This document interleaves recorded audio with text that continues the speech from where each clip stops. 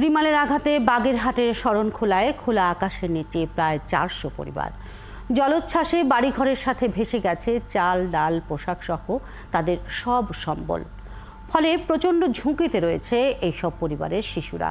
দূষিত পরিবেশে cholera, diarrhoea সহ বিভিন্ন চর্মরোগে আক্রান্ত হওয়ার শঙ্কায় তারা। সংবাদদাতা নজরুল ইসলাম আকনের তথ্য ও ছবিতে প্রতিবেদন। রাত দিন এক করে এই শিশুরা ঘূর্ণিঝড় রিমালের তাণ্ডব দেখেছে প্রকৃতি কতটা ভয়ঙ্কর হতে পারে। কোনো কিছু বোঝার আগেই বাবা মায়ের হাত ধরে আশ্রয় নিয়েছে বাঁধের ওপর। একসময় থেমেছে ঝড়, ফিরেছে নিজেদের বাসায়, কিন্তু রিমালের আঘাতে এই বাঁধ ভেঙেই বেশিরভাগেরই বাড়িঘর ভেসেছে চাল, ডাল, পোশাক সহ নিত্য ব্যবহার্য জিনিস। ভাসছে জামা, জুতো, বই, খাতা, খেলনা সব। তবুও প্রিয় জিনিস ফিরে পেতে চেষ্টার শেষ নেই শিশুদের। বাচ্চারা খাবার পায় না, বাচ্চারা ভয় পাইছে, ছোট বাচ্চা কইছে, বাচ্চা নামতে পারে না, পানি চতুর্দিকে।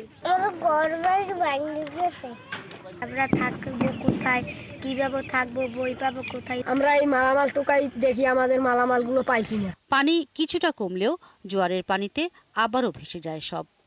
বড়দের সাথে শিশুরাও এখানে অর্ধাহারে অনাহারে রয়েছে।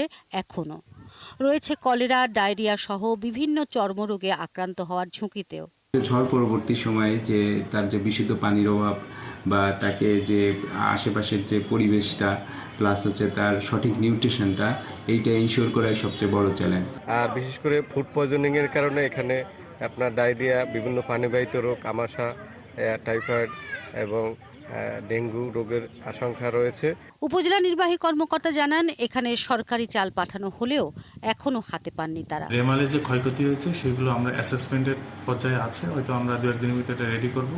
সেই সাথে আমাদের বিভিন্ন ইউনিয়ন পরিষদের মাধ্যমে আমাদের নিড বেস সহায়তা পৌঁছাচ্ছে। শরণখোলার বলেশ্বর নদীর তীরে বগি, চালিতাবুনিয়া ও খুরিয়াখালী রিংবেড়ি বাঁধের বাইরে বসবাস 400 পরিবারের। মাছ ধরা আর কৃষিকাজই তাদের জীবিকা। শিল্পী মহলানবিশ, 71।